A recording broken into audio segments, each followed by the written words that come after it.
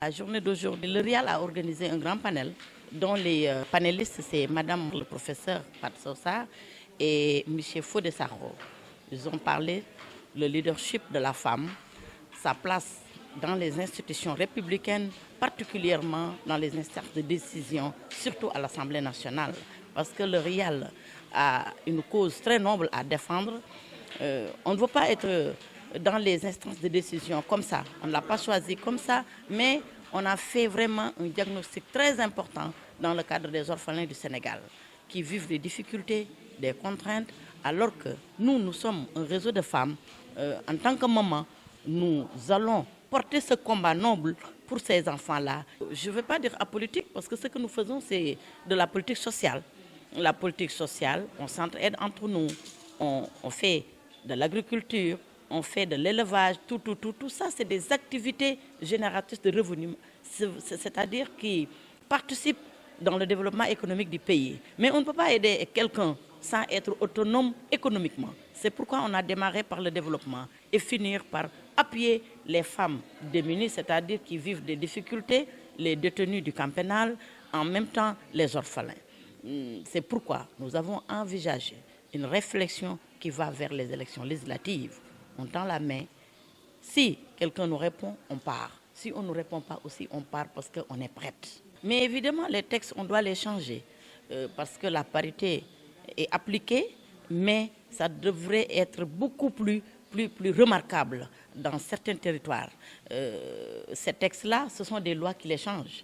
Et si on n'a pas des femmes qu'il faut, à la place qu'il faut, on ne changera pas ces lois-là. Et il faut des dames de fer qui s'imposent, qui votent des lois qui servent à notre nation.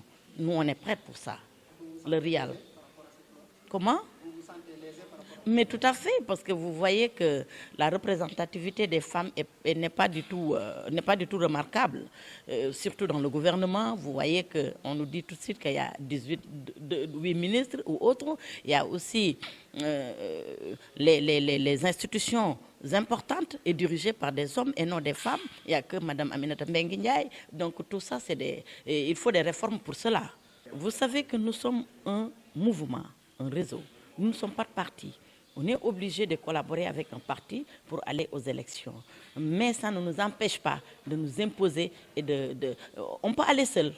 On peut aller seul parce que si on applique le parrainage, nous on est prêts, mais nous ne sommes pas pour le parrainage. Mais je dis éventuellement, si on l'applique, nous sommes prêts. Si aussi on ne l'applique pas, nous sommes prêts. Dans le cadre du financement aussi, nous sommes prêts. Donc rien ne nous empêche, Inch'Allah, Rabbi, s'il plaît ton beau Dieu, de défendre cette cause-là que nous avons envisagée devant nous.